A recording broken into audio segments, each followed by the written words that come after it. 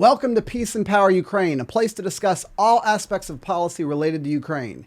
Ukraine sits at the crossroads of modern history, where East meets West and freedom collides with totalitarianism. Thank you for joining us during these unpredictable times. Man, we have no idea what's going to come, but we right now have a situation where there's diplomatic negotiations on a daily basis. The U.S. has new leverage. There's international cooperation that continues to bring peace, I think, closer, maybe one step every day. Maybe it's closer. We're going to have a great conversation about all these things, and we're going to have a great conversation today with a new friend. And I would like to introduce to the podcast today someone who brings a public policy perspective, an on-the-ground perspective, and I'm glad to have Meaghan Mobbs with us today. She is the president of the RT Weatherman Foundation. She's a PhD, experienced in non-governmental affairs as a policy leader, and a graduate of West Point. She holds a master's in forensic psychology from George Washington University and a doctorate in clinical psychology from Columbia University. She's a senior fellow at the Independent Women's Forum, where she's been asked to testify before Congress, provide commentary on many topics. Meaghan is a former paratrooper, combat veteran who serves on multiple organizations' boards and is dedicated to assisting service members in their transition to civilian life. Welcome, Meaghan. Thank you so much for having me. And I will say, I have been promoted at Independent Women's Forum. I'm now their director for the Center for American Safety and Security. Excellent. So just wanted to throw that in there. They are a great organization. Truly. And I recommend highly for those that are interested. But we do want to hear more about the RT Weatherman Foundation and maybe some of your work there. And I understand you've been to Ukraine quite a few times. Absolutely. So I've been to Ukraine. I'm going to keep getting this number wrong because now it's too big. I think I'm on 27 or 28 trips to Ukraine since the full-scale invasion in 2022. And I've been the president of the RT Weatherman Foundation that entire time. It's an American private operating foundation. I will say that's a weird designation, but we're in the process of converting to a public charity. But we've been doing work there on the ground since March of 2022 across a whole variety of programs. We are deeply involved in, I would argue, the war effort, in the sense that the biggest humanitarian challenge in Ukraine, for the most part, is actually the defenders themselves for a whole host of reasons. So we work part and parcel with many partners on the ground to help try to turn the tide in their favor.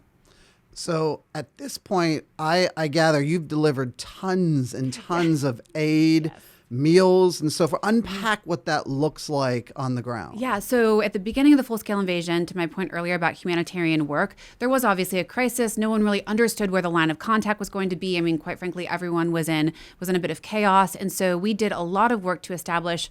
You mentioned I was an Army officer. I was a logistician. So we understood that, in particular, that large government or non-governmental organizations, if they're especially large, or quite frankly like government, they're bureaucratic, they're slow, they're risk adverse.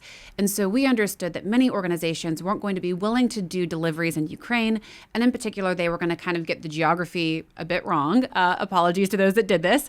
But they set up in Poland. And we understood that the closest distance to the forward point of contact was going to be through the south. So we established, with great partners in Romania, a humanitarian logistics hub, and over a period of time delivered almost $150 million in aid in partnership with a Romanian NGO and an Israeli NGO. Well, a lot of people don't understand that, wars are won by logistics. Thank you. Absolutely. And I know this because my father was a 30-year Army officer and was in logistics. There. And there you go. He said many times things like, an Army moves on its stomach. And, Yeah. It takes, how many 9 people behind the scenes for every warfighter on the front lines. Exactly. And I don't know if that number's today. But that is the truth of this fight. Ukraine cannot survive this fight in terms of the numbers that Russia can throw at it. Absolutely. Unless it has the logistics backing to support all elements of this fight. And it's not even just, that's exactly right, by the way. So love your father already. I'm a logistician, obviously. Amateurs talk tactics, professionals talk logistics. Yes. But also, it's more about that enabler piece that you just mentioned. So yes, it's about logistics, but some of the work that we do is also around increasing capacity related to the capability of Ukrainians' ability to defend itself. And what I mean by that is we have a program that works in partnership with Ukrainian Special Forces to do what's called live tissue trauma training. This is a NATO standard medical training that we do at Fort Bragg, North Carolina. Carolina. All of our special operations medics get it. It helps enhance survivability on the battlefield, but it's a very particular point of instruction related to doing training on live tissue, like goats, for example. So we, like I said before, we see that as being a very humanitarian thing to help survivability on the battlefield. So we do things like that, enhanced medical training and capacity. But one of our biggest programs, just quite frankly, is right now related to forensic identification of the missing in action. Under logistics in our military is an entire military occupational specialty called mortuary affairs, and that's by which we understand the necessity of identifying every service member and returning them home with dignity and honor. Ukraine has just an unbelievable amount, and so does Russia, obviously, amount of those that are considered missing in action because those remains cannot be identified because the system is overburdened and at capacity. So we work in partnership with the Ukrainian government to help provide scaling to do that identification so we can return those defenders home, return their names, and make sure those families can grieve and properly respect those who've given their lives in service. Yeah, it's a real thing. It's so valuable. I have a great uncle who was lost in Korea and is still, unaccounted for to this day. And my mother is regularly in talks with that agency. DPAA at the Pentagon. And it is very valuable. A lot of people probably are familiar with it just because right now you see in Israel these negotiations about getting back the hostages' bodies and being able to identify who they really are and what's being returned. Exactly so I would think this is a moment for the world to understand how valuable this will be in the Ukraine context. Absolutely. But I think, unfortunately, especially when you're fighting a war, all of the capacity is trying to be driven towards winning that war, fighting. So it's for the people that are alive. And I think it's well-intentioned, but I think it's a misunderstanding at times of the way that warfare dominates everything, life and death. And so to give these families that closure and also to show to other warriors that we will not leave you behind on the battlefield. We will bring you home no matter the cost. That is a sacred compact that soldiers have with each other. And so I am hopeful that the tide is a little bit turning. Unfortunately, just the amount of missing in action in Ukraine is quite staggering. And it's because this war is extraordinarily kinetic. It's an artillery fight. And so when you do have remains collected, oftentimes they're not whole sets of remains. So doing that identification is quite challenging. Right. So you've said you've been to Ukraine 27 times. Yeah. I'm slowly catching up. I'm going to be on my 5th trip in a few weeks. But I really want for our audience, to understand what was it like the first time and what was really poured into your memory from those first experiences in Ukraine. Oh my gosh. So, God, what it would have been I guess April of 2022, I think is right. And just maybe 30, 45 days after the full-scale invasion. And it was from the southern portion. So I was crossing from Romania so there's a ferry crossing from Romania to Ukraine. So I was there. And I think what I remember, what I took away the most is as I'm crossing, obviously you have to give your passports, you're going through the border checkpoint, and it was a very young Ukrainian manning the checkpoint. And he took my passport, the blue American passport, extraordinarily powerful passport, and he looked at it and he looked at me and he said, "Oh, thank God, an American." And for me, that is the quintessential principle of American power that I believe in, is that Americans are always going to show up. Our government is going to fail sometimes, they're going to succeed others, but it is the strength of the American people that has always given me faith, hope, and confidence. And in that moment, it seemed like it was giving this young Ukrainian also faith, hope, and confidence in the American people. So for me, that was a big takeaway, but then also just the willingness to kind of keep calm and carry on. Everything was was quite frightening, and then things were going on. But everybody was, we're going to go about and do our business. We're going to live our lives, and we're not going to let it be dictated by these outside forces. Yeah, that's so powerful. I remember my first trip, and there's different things that just were indelibly marked from that experience, and then it caused me to want to go back and Absolutely. to be in this fight. So I want to unpack for our audio only audience. If they can't see you, you have blonde hair and you do look incredibly Ukrainian, and I'm sure you can blend in there no problem until I open my mouth, and then they're like, absolutely not. Absolutely. And I know you grew up on American military bases like I did, but what is your why? Why do you keep going back? Why is Ukraine so important? Because I truly believe, so people have asked me this question, and especially around the public policy debate, people are like, "Oh, you're very pro-Ukraine." I'm actually very pro-American because I think the most American thing that we can do is stand for our principles where they appear around the world. And Ukraine is fighting for the things that I was told as a military child were the most important aspects of America. Freedom, sovereignty, the ability to exist and to repel tyranny. I mean, and I made this joke before, literally in my bathroom growing up, there was a picture of World War II. So it was the last bridge. I'm sure you've seen the movie A Bridge Too Far during World War II, the paratroopers. Great, amazing movie. And it was The Bridge Too Far. It was a picture of the last bridge at Nijmegen and the inability of the paratroopers to capture it. So I grew up with this idea that you have to fight for these values. And if you are unwilling to do so, wherever that is in the world, then our adversaries, our enemies are going to take advantage of it. And so for me, what I look at when I see Ukraine is in some ways like their 1776 moment. They are fighting for their right to exist, for their right to have their culture, their belief system. And every time I'm there, I'm reminded of that. And irrespective of some of the failures of any government around the world, it has always been the people. And that's what our Constitution, that's what it says, are we the people? Or it's governed by the people. It's the Ukrainian people that, for me, have always been that most inspirational aspect. Yeah, I would agree. I've tried to unpack for so many Americans who maybe haven't been or don't know a Ukrainian that they are much like us. Values-wise, they would fit into the American heartland. Yes, absolutely. So well. Well, let me pivot now to some headlines, and let's unpack what we're seeing right now. It feels a little bit like a pivot point, and maybe you'd agree. We're now having American intelligence used for targeting at least of the long-range missiles that Ukraine does have. They have not been given Tomahawks at this point, but that's still under discussion. Some people say that would be a game changer, but maybe the real game changer has just been that they're able to target the energy facilities that they have with their own missiles and European missiles. How do you view that? So I think inherently anything that we can give to Ukrainian to increase their capability of striking the enemy in the rear, so going back to talking about logistics, right, that is going to always change the calculus on the battlefield. Now, are Tomahawks a solution? Is it going to be a panacea that's going to... Probably not, but it is a deterrent factor. And I think even the discussion of the president saying, and granted that he said we're not going to right now, but even the fact that he was saying we're considering this, I think does and has signaled to President Putin and to Russia that this president is willing to go further, especially compared to the previous administration who said it was always off the table. They were never going to consider it. So I don't think it's going to radically necessarily change the battlefield, but I think the conversation around it in and of itself is a little bit of a deterrent factor. I think what's going to need to be done, and by the way, the Ukrainians are doing a great job by themselves of targeting energy capacity in Russia.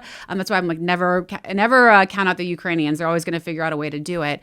And my hope is that as we're seeing Putin increasingly reluctant to come to the negotiating table, even with these very, very stringent sanctions the president just placed, that we recognize we're going to have to do more. It's not going to be enough. There was a great article that came out today that demonstrates that our intelligence apparatus showed that Putin is reluctant. He's dug in even more. And that means we're going to have to drag him to the table kicking and screaming. So whether it's Tomahawks or more sanctions, I think it's going to have to be a combination of both. Yeah, I think all of these things are adding up into many pressure points. One of them that you just mentioned was the sanctions. We saw that the Senate moved forward with major new sanctions package on two significant energy companies. Lukoil is one of them. And that's already having impact. And then you also saw that they moved forward with a bill related to the abducted Ukrainian children. Yes. And Melania Trump has been a huge advocate pushing that into the front of diplomacy. How much credit does she deserve, and how much credit does the Senate deserve for starting to move forward in those ways? So I'm going to give all the credit in the world to the First Lady in that sense, because this is unprecedented. A First Lady engaging with an adversarial world leader around a specific problem set is near unprecedented. It does not come to mind another First Lady in modern history doing that. So it is quite remarkable. She deserves a heck of a lot of credit. Melania, unfortunately, rarely gets credit for the things that she does, and she should get amply more. And I'm just going to be totally frank with you. I am a little frustrated with the Senate. I think the Senate has taken a long time to do some things they should have done before.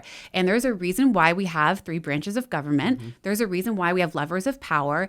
And I know that they're looking for the White House for signals, and I've been frustrated. Now, that being said, this movement forward is obviously great progress. I wish they would move more quickly because it also gives the president leverage to do more.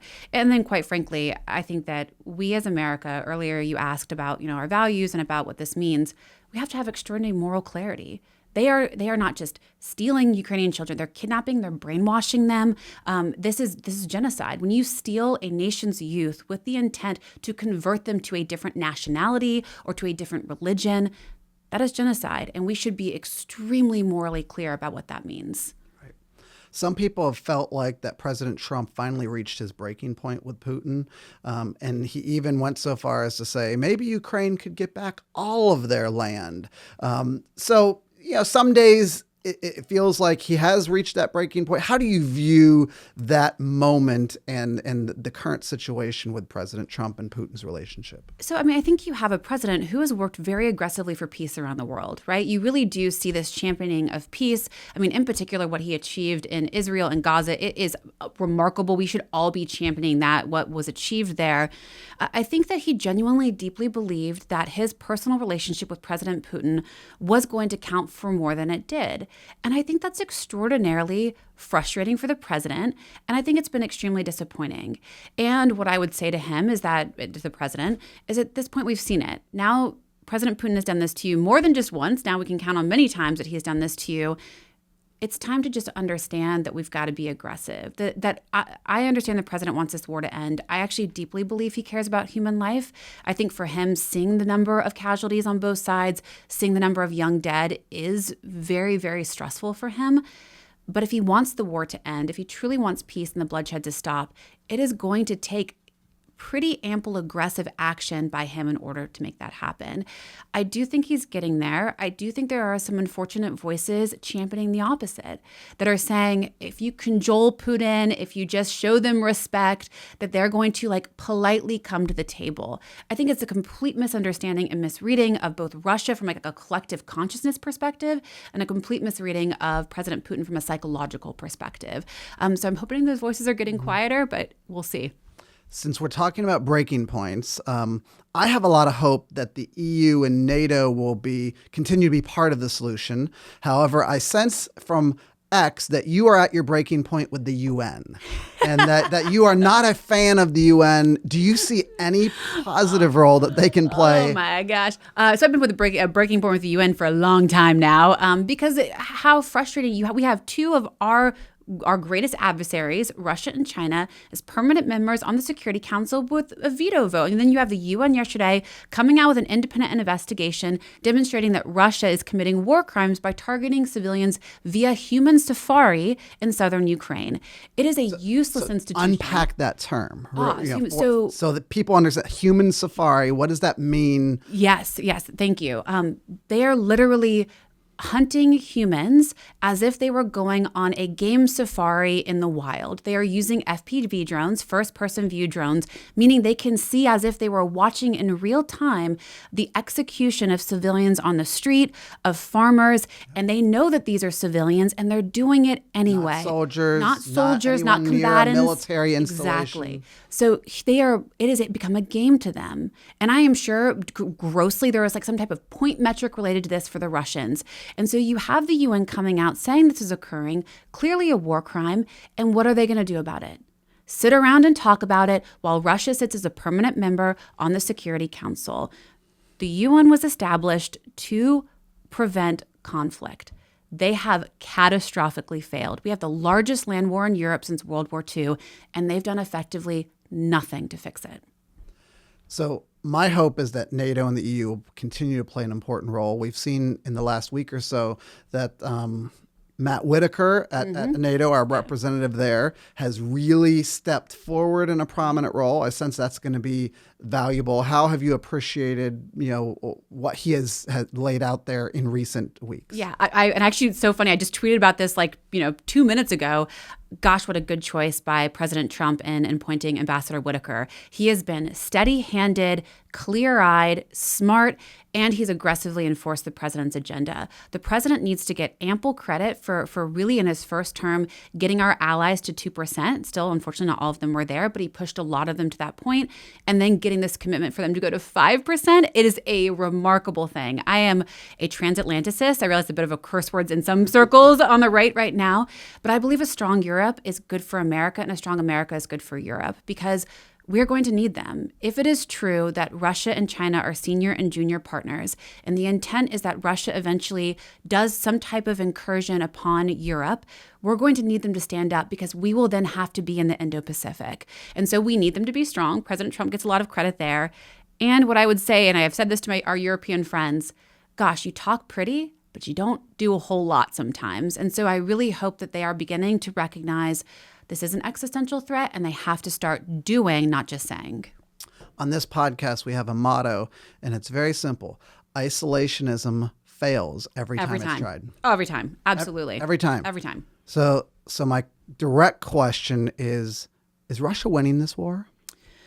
I think nobody is winning this war, except for actually maybe China. China may be winning this war is a weird way to frame that.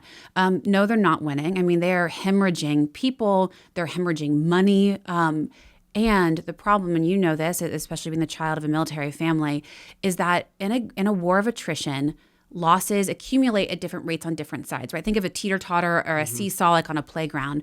And it can go back and forth of who is being most attrited at certain periods of time. But just the frank reality is that Russia has more resources, particularly in terms of people, and because they're an authoritarian regime, than Ukraine does.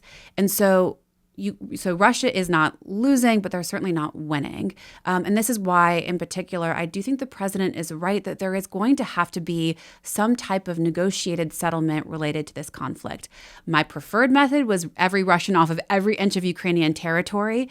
And I think it's unfair to anchor the Ukrainian people to a reality that there's not political willpower for, both here in America and in Europe. So we have to find the best possible outcome for them that is just and does protect their sovereignty. When we go back to the table, whenever that is, do we start with pushing for a ceasefire, or do we just go straight for the whole kit and caboodle? Because that feels like there's been a significant disagreement about the approach. Well, so I think the frustrating thing, and again, speaking about X, I saw this as I was over here, coming on the way over here. I was like, one person was like, well, should we do, Russia's never going to agree to a ceasefire. We should do a complete, total peace deal. Well, he already rejected that. President Trump tried that at Alaska. That it was like, no, we're not going to do a ceasefire. We're going to do a full negotiated settlement. Russia, again, exerted maximalist demands, so once again showing that their reluctance to actually do anything to get to peace. Then the president came out and said, okay, fine, we'll do a full ceasefire, which is exactly where I think we need to be. And again, the Russians rejected it. The only obstacle to any of this has been Russia and President Putin. I will say I think that everyone needs actually I think both sides, Ukraine and Russia, need an unconditional ceasefire for a whole host of reasons. But I do think that's the first step. You have to have the guns fall silent, and then you're going to have to get to all of the very sticky points related to all of this. So we know that world foreign policy doesn't operate in a vacuum. Ukraine is connected with what's happening around the world. There's now peace in Gaza, and this new negotiation has led to a tenuous peace, but mostly a peace at this point. So when we look at that situation, you have a lot of the Russian apologists who opposed Israel, who were on the side of Iran. People like Tucker Carlson saying, don't bomb Iran, which might have been the most important reason why we got to the peace that we're at. Do you agree that those Russian apologists really lost a lot of credibility on Ukraine because of what happened in the Middle East? Absolutely. And I have also repeatedly said that those that got Iran wrong have been the same people that have gotten Russia, Ukraine wrong. They're the same ones who frame America in this decline declinist, diminished view that I reject outright. We are the greatest country on earth. We are the only superpower. Sure, we could argue, we talk about China economically. No, we still remain the greatest power on earth.